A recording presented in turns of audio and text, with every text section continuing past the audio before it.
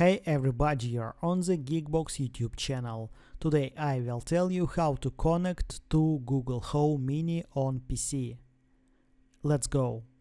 Is it possible? Yes, there are two ways. First way, Chrome browser. Press on Share button. Cast. Select your speaker.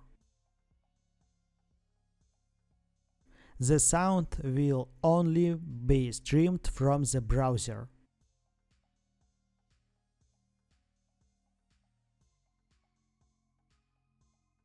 Second way, say "Hey Google, turn on Bluetooth."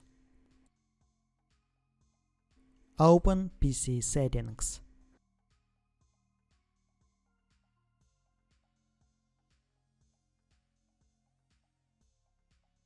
Add Bluetooth device.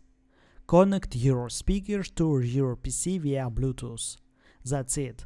Now you know how to connect to Google Home Mini on PC. If I've helped you, please like and subscribe to the channel. Good luck and see you soon.